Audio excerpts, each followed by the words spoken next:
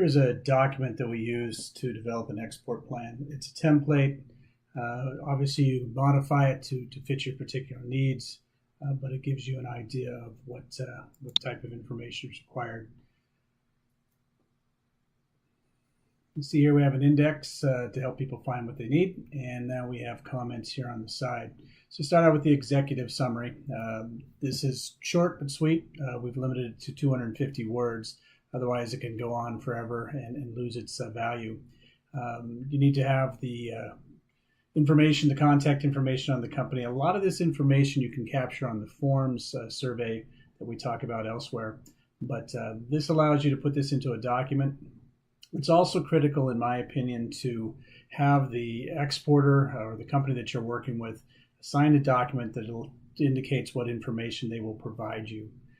So that when you come and ask for the information, it's not a surprise. So they're giving you information which will help you develop their business. Company profile is a profile of the company. What do they do? How long have they been in business? A little bit longer. Again, about 500 words here should be sufficient.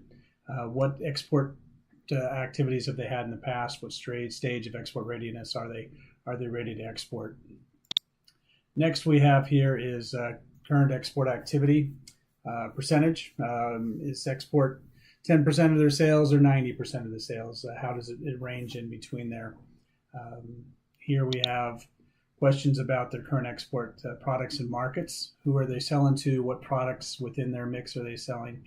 What is the level of their importer? Is it a distributor? Is it an importer? Is it a broker? Is it a trader? What role do they play in the market? So who's buying it? And this is on their current activities. You will look at that to determine if making a change makes sense. Again, this is the current section. Ability to meet commercial standards. Do they have the international standards that are going to be required currently? Do they have HACCP? Do they have Global Gap? Do they have ISO 22000? Do they have BRC? Again, information like this can be captured on an electronic survey that allows them to answer it at their free time and in their evenings and stuff, and then plugged into this market study and this marketing plan. Here we talk about products and product categories, and for each of their product categories, you will want to repeat this section. So in this form, we only have it once, but if they have 5 product categories, like they're doing canned product, they're doing fresh product, they're doing frozen product, or they're doing different classifications, like they're doing tomatoes, but then they also do peaches. So you'll want to have a different category for each of the products that they work with. Here we talk about HS codes, and we've talked about that elsewhere in this course, but you want to have the HS code to identify the product. Product description, so a legal description, but also a standard description. If it's a crop, and you can get the scientific name or the variety name, that's important to have here, because in some cases that's going to make the difference in its marketability. Target customers. From their perspective currently, who are their target customers? One thing that happens here in the US is companies that are successful will have a demographic profile of their target customer. They will identify their income, their family status, their education level, and their frequency of shopping. All those factors will help you identify what products fit into their mix. Current distribution and customary distribution. How are they distributing product currently? Do they have their own warehouses? Do they have their own trucks? Is this a system where people come in to pick up the product? So current distribution. Customary sales channels. Describe what's currently happening in their sales channels. This is an important section here, customer support for export requirements. How do things change? What requirements do they have internally? What people do they have internally to support the export? These next 2 categories, warranty and replacement and installation and maintenance, are not utilized in food, so you just delete them if you're working on food. User training. It's not typically utilized in food, though it is sometimes. So we have a client in Lebanon that produces a instant hummus. that they're selling to chefs and to their customers are selling it to chefs, and the chefs need to be trained on how to use that product.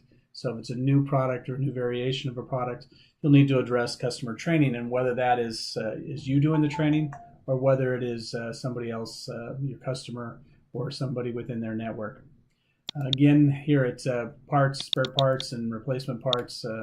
Not something you would do for food, but if you're doing non-food items, you'll need to address, are parts available from in-house? Are parts have to be ordered? Do parts have to be ordered from a distance? And if so, what is the lead time on that to meet the customer's needs? Are you going to have spare parts in the market? We have a business in our network that sells stainless steel containers out of Austria. And to meet the demand for parts, we have an inventory of parts here in the U.S. So the containers, typically we don't have an inventory here, but the parts we do. So that's something you need to address with your buyers. Again, if you're working with food, it's typically not an issue. This next one, available for supply for export. One of the worst things for a salesman is to sell something and have the product not be available or have the supply not be there. So it's important to address that up front. Is there enough supply to meet the domestic demand?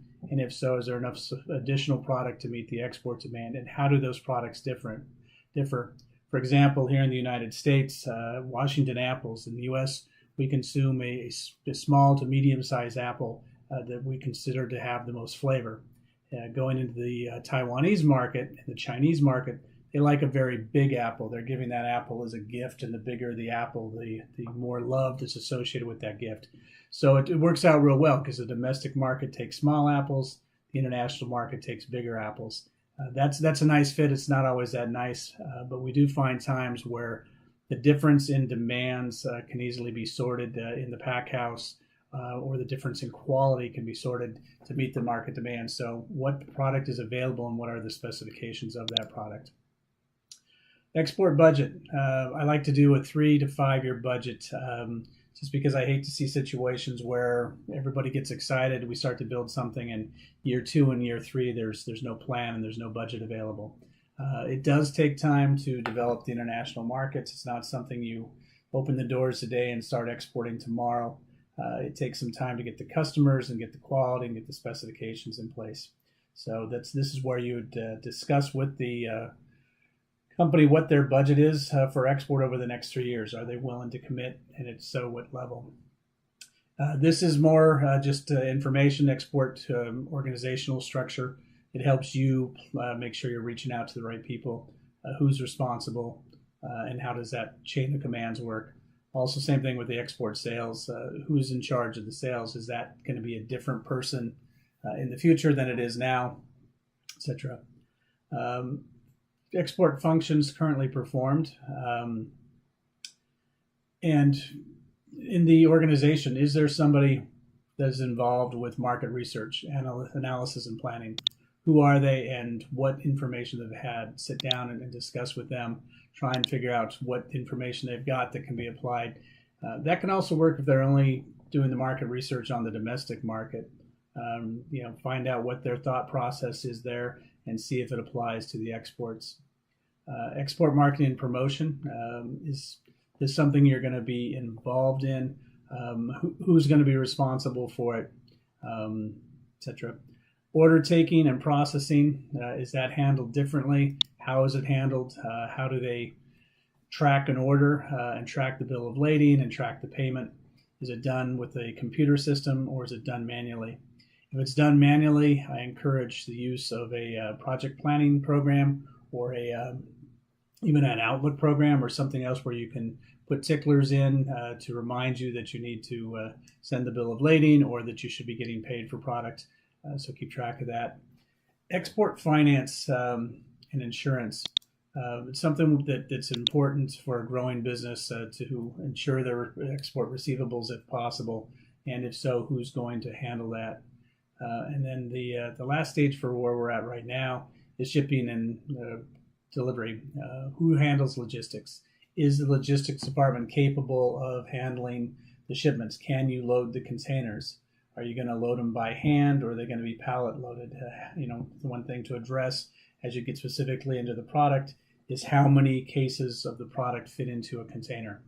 In most shelf-stable products, you're going to weigh a container out before you cube it out, which means your weight is going to be up around 40,000 pounds or 18 metric tons. When you get to that level, most destinations will not accept anything over that because of the weight per wheel on the chassis. So you need to figure out 18,000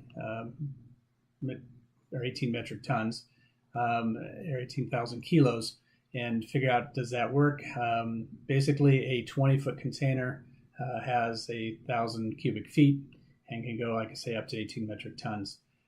With refrigerated product, there are a few 20-foot containers for refrigerated. Most efficiently, though, it's a 40-foot container. And because of the product being loaded in most cases on pallets with air just shipped around for the refrigeration unit to work, you're going to both weigh and cube out the product. You would cube out a container. You'd want to go with a 40-foot container when you're dealing with a product that's very light and fluffy. We always say paper towels and toilet paper work well in 40-foot containers. In fact, in a lot of cases, you can have a shipment where you're cubing it out and maximizing the weight by balancing the two. So the rest of the sections, marketing strategy section, will be completed after the market research is done, which will be another section. Thanks.